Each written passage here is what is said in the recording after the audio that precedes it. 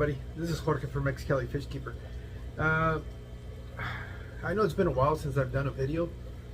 I just really haven't had anything different going on in my fish room that I felt was worthy of doing a video.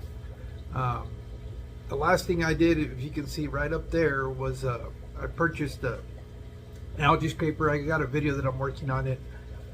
I've got some mixed emotions. I'm kind of conflicted with the product itself. Not in the quality, it's a good quality product, but you know, I do have some opinions on it. But I just kind of been dragging my feet on that release of that video, but I'll get around to doing it and I'll talk about it a little bit more. Actually, I still need to add a little bit more to that video as far as an update is concerned, to be able to give you an honest opinion of mine. And again, this is my opinion. But anyways, this video is not about that. This video is I recently decided that I'm going to do some changing around the fish room, moving some of the stuff that some of the livestock that I've been keeping just for the sake of keeping, really. And one of those aquariums is the goldfish tank. Like I've told you a lot since you guys have been watching me, I've set that up because my grandkids had shown some interest in the fish, and just one time that we were at the store, they kind of picked them out. I grew them out, but they gotten to a point now where I really need to start thinking long term what's going to happen with them, and they're not really a species that I'm like super uber excited about. There are some other projects that I want to work on, and I had to make a decision. Fortunately for me, I have a friend who's got a 3,000 gallon pond that he keeps outdoor, and he said he'd be interested in taking them. So that's what I'm going to be doing today. I'm going to be removing the livestock that I have in there and taking it out to him. And once I get out there, I'll kind of maybe do like a quick walkthrough to his place. It's a very unique setup that he has as far as where he's keeping some aquariums, because he does have several aquariums and he's doing biotopes. But that's not where the goldfish are going to be. Those will be at his home, and he's got like I said, he's got it's like a 3,300 gallon pond that he's built in the backyard. So that's where they'll be going for their permanent home, which is, makes more sense. They do need a lot more room than in the current, I think it's a 65 gallon that I have them in there. But anyways, I'm going to go ahead and turn the camera around so you can see them for one last time. And then I'll walk you guys through what I'm going to, because I want to rescape it. That's the other thing. With these goldfish, I really can't keep them scaped. Anytime I try to put plants in there, they tug on them, they pull on them, they eat them. And I've enjoyed them for what I had them.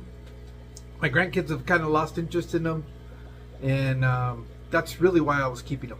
But other than that, maybe in the future, different setup, different type of goldfish probably. Again, these are just the generic, what is it, like $3 or $4 you get there at PetSmart. So there weren't anything fancy or special. But I do believe that they require a more permanent home than what I'm able to provide them. I think they've grown to the size where they'll be, as far as I would want to keep them in that aquarium. So I just need to move them onto a bigger place. But let me turn the camera around so I can show you what I'm talking about. So as you guys have seen this aquarium in the past, originally I had a female fantail that was in there. But for one day she just kind of was floating up at the top. Everything else looked fine. As you can see, the rest of them are doing fine. But those are the four goldfish that I'm going to be moving on. Like I said, I've enjoyed them for the time that I've had them, but I think it's time that I move on and actually put in here what it boils down to is that I've recently started trying to breed angelfish, and I have some grow-outs that I love to put in this aquarium because it seems to be more ideal for them because of the height. This is 36-inch aquarium, but I believe it's like 30 inches tall. And it's 18 inches deep. It's supposed to be a 65 aquarium, a 65 gallon aquarium, but I just think it's going to be better suited for those, and I can move these guys to a much larger setup. So I'm going to go ahead and fish these guys out of here, transport them over to my friend's house, and then once I'm out there, I'll see if I can. I'm actually going to meet him up at his shop, I believe, and that's where he has some aquariums. And he's every time I go up there, I ask him to see if he'll let me film, but he hesitates because he says they look like trash. I like them. I think they look very natural, but we'll see what happens. But anyways, just kind of wanted to give you guys an update on these guys. This will probably be the last time you guys see them in my fish room, and I have to make room for what I'm actually working on and trying to make a little bit of money. So with that being said, let me go ahead and get these guys out of here. Alright, as you guys can see, these guys have really stirred up the aquarium. These guys are big. They do have a massive bioload. I was using them because they were consuming all the duckweed that was being generated here in the fish room. But just trying to keep up with the maintenance in itself was quite the chore. So, that's another reason why I kind of want to move on from them. It's just, I was having to do water changes like every 3 or 4 days on these guys just because of the water volume and, the massive amount of waste that they were producing.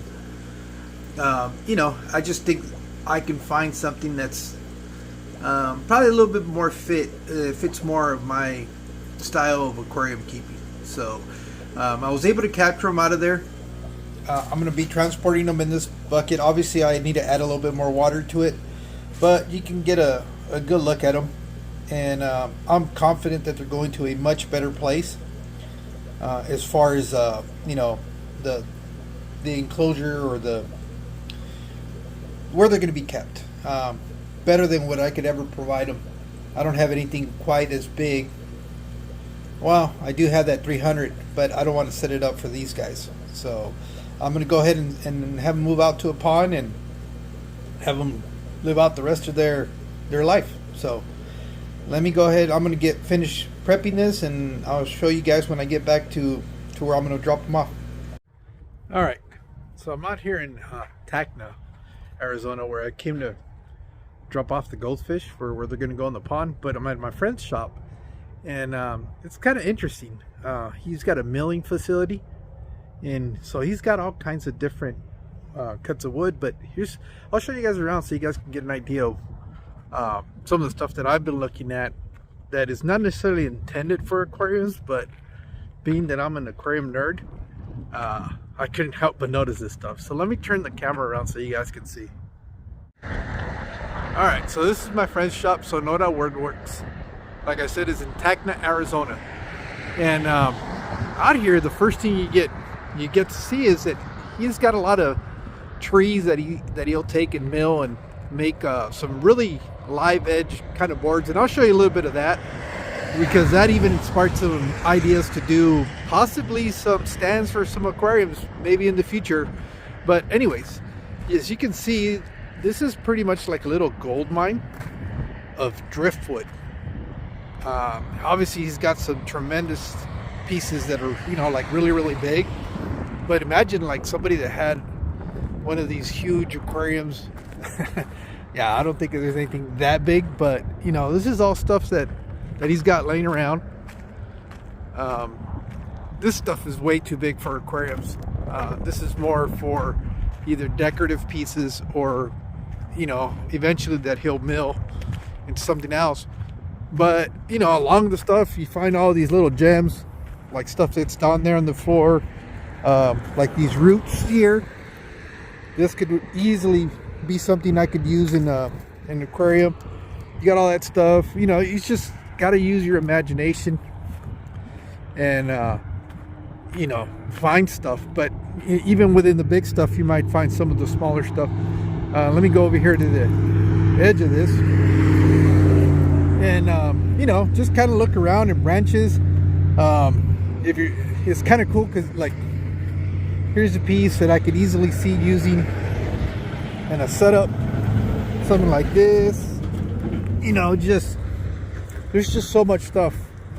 There's even smaller pieces down here that have broken down, and it's just a matter of using your imagination and finding. I mean, all of this is just a really neat place where stuff that he might consider scrap, you could potentially actually turn into, you know, hardscape.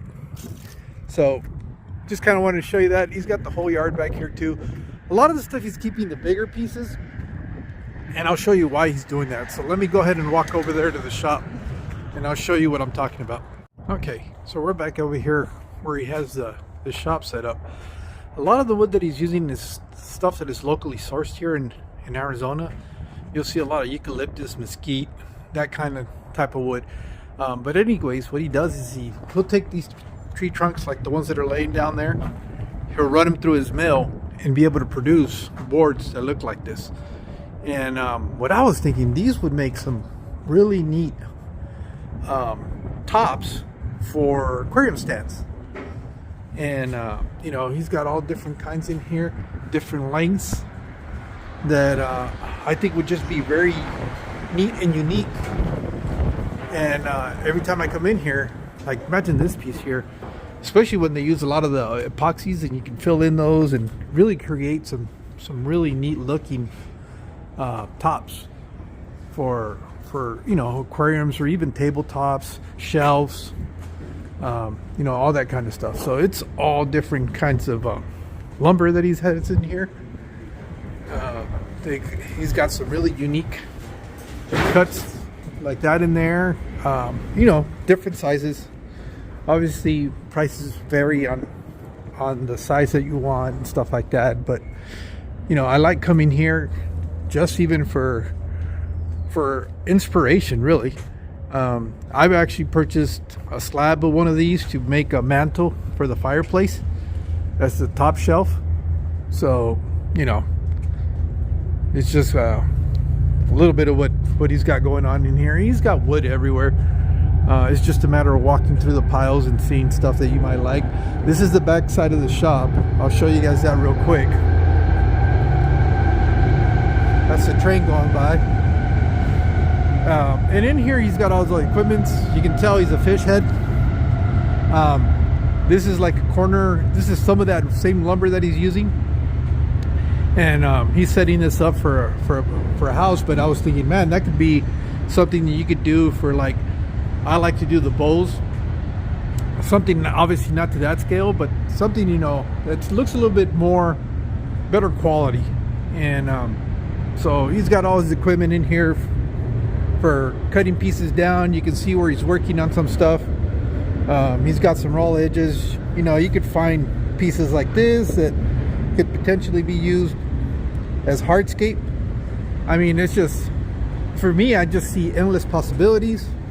Now he's also working on trying to culture some Daphnia, so he's got some of these tilts out here, and he's got a few more up there that he wants to set up. This is kind of an experiment right now where he's trying to figure out if he's going to be able to do large quantities of the Daphnia. There's just very little in there, and I'll show you some of the stuff that he's doing in the shop that's aquarium related. So let's go back in there. Actually, I was looking at this. This is mesquite Sethos, but I look at it as you could put this in some media bag and use it for tannins for your aquarium. That's what came to mind immediately after when I saw that. Instead of using peat moss, you could use something like that. But this is the back side of his shop. He's got a 75 and a 40 gallon down there, and we'll go in here where he's got some of these setups. I love what he's doing. He's kind of focusing more on doing stuff like biotypes, and you know, I don't know a lot about the species that he's keeping in here, but this is the main shop. And as soon as you walk in here, you got this aquarium here. I think this is a 120, and he's got it set it up with some gobies in here, some Siamese algae eaters, some glass catfish. What's really neat about this is what I like what he did here. Based from the scraps of woods that he's had, he's trying to set up like a platform where he's going to have above and below water. And he managed to get some pieces of wood where he figured out a way to adhere them to the aquarium, and he's using them as a top shelf. And I think he said he's got some mangroves that he wants to be able to place in the aquarium and have a place where they can hold up. But I thought that was kind of neat. And he's got some, a little bit different livestock from what we typically have down here. So this is I guess this is more of an Asian inspired kind of setup, and this is kind of what I like about this is he's kind of like me. He likes the big aquariums with the smaller fish. So that's what he's got going on in there. And then he's got a couple other projects down here. He's working on creating green water algae or green water to try to have his Daphnia cultures going. And then he's got another setup in here where he's growing. Oh, let me pick this up. Wind's blowing pretty hard. And he's got some totes in here. And this is at a shop where the main business is milling. But he's growing out. This is like a plant grow out. He has some pea puffers in here for a project that he's working on. I don't know if we're going to be able to see the pea puffers. They were out here a little while ago. This is a shrimp tank, Neocaridina, that he's growing out. In here, what did he tell me that he had? I know one of these, this one's blackworms that he's trying to cultivate. And I can't remember what this was. I forgot. He had mentioned it. But it's another grow out tank.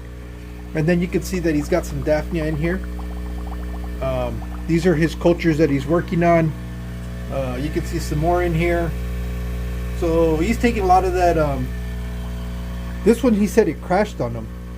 But you can see up on the side of the whole tote, you can see where all the Daphnia are at. So he's trying to produce these. These are all green water totes also that he's using to do that. But I thought that was kind of neat. Again, you don't necessarily need to have aquariums to grow stuff. I mean, I've always been a big fan of using receptacles that'll hold water, especially if you're just trying to use them for not for display, but you're trying to grow stuff. So we got that in there. And then back here, which is kind of like a storage shed, and he's kind of turning it into his office, so he's got a little bit of stuff, but I'm fascinated by that aquarium. And then in here he's got a couple of other things. He's got a couple of, you see, this is what I was talking about, using these as shelves, and I thought that was kind of cool. He's got a night goby in here, some wild type mollies, and I thought those are some of the mangroves that he was talking about trying to grow out for that other aquarium. In here he's got some shellies, and I think these are both 20 long, if I'm not mistaken. And he's got some fry down there from the shellies. I don't know if the camera's able to pick them up, but no, it's focusing on the wrong thing. But he's got some fry in there, and he's growing those out. That's just these are some ghost shrimp that are actually out here in our waterway, and it's just like he puts extra plants in there and all that stuff. It's just like a grow up.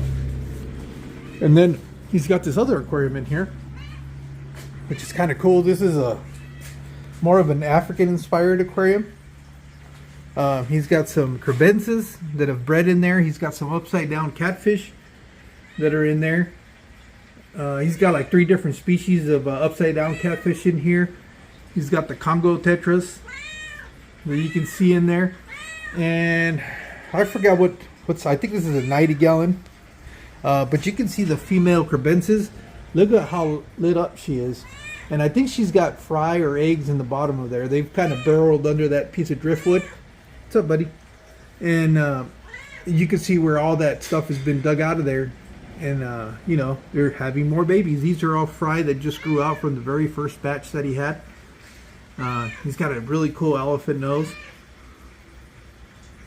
you know, but that's pretty much it.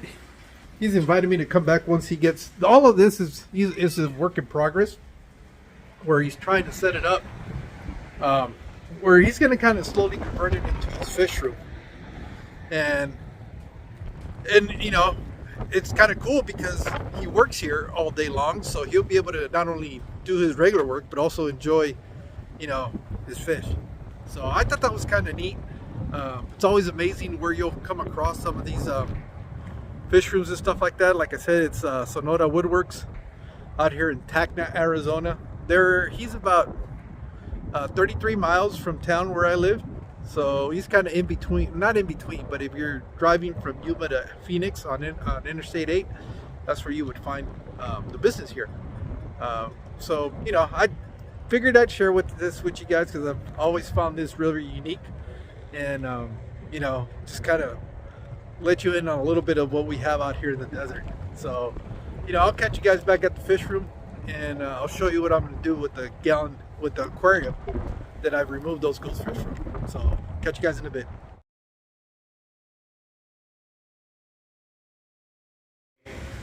1,000 gallons a day, probably. So all of these tubes in here are all the pre-filters. Oh, okay. So do you have a carbon blocker in here, or what are you using? Yeah, the carbon blocks in one of those. One of them is for like an anti-foul, just so that the deposits don't build up. Then a carbon block, and then just a 5 micron to keep any big particles. And then the membranes on the top. And that's a 500-gallon storage. 500-gallon tank. And nice. then the membrane on the top is that's the actual. Oh, okay. Filter. Nice.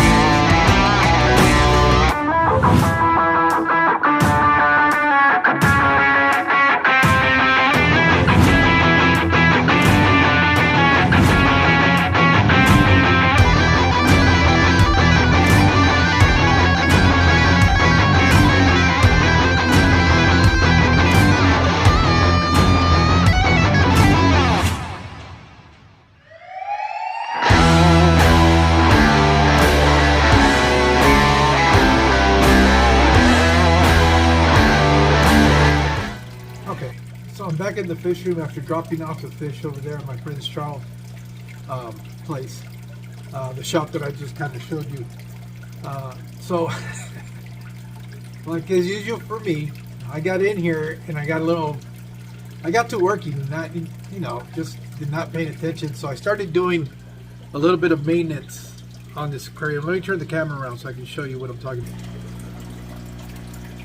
All right. So as you guys remember, when I pulled out the fish, it had a bunch of debris. Really what it is, it's all just waste product. All that stuff is just from, you know, basically goldfish poop.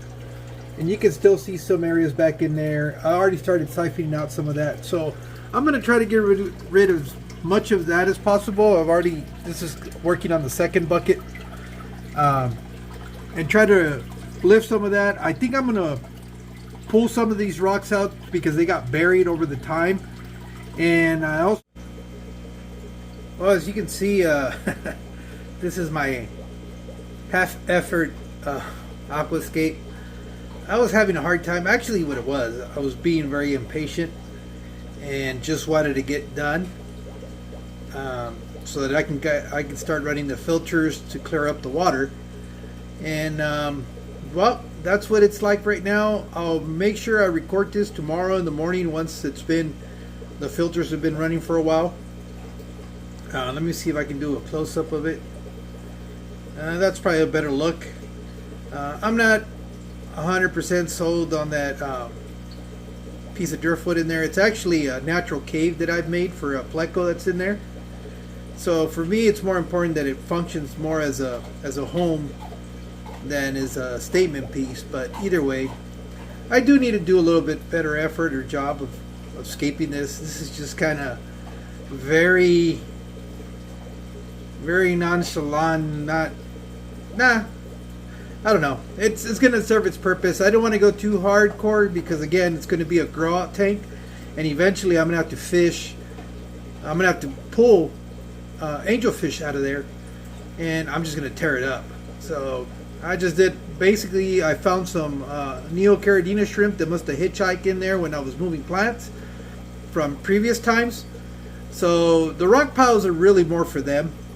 If they start breeding, I'll start having more shrimp in there, and it gives them a lot of hides. So that's basically it. You know, it's nothing showstopper or anything like that. Just some very basic elementary plants that I had from other aquariums. So in that aspect, it was very little cost. But, you know, I wanted it to look a little bit more aesthetic than what it was before. So again, this is kind of like the full view of it. Water's still a little cloudy. By tomorrow, that should be crystal clear.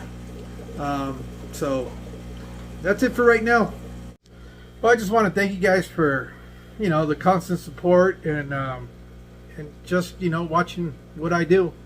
Hopefully you guys enjoyed the little tour of my friend's shop.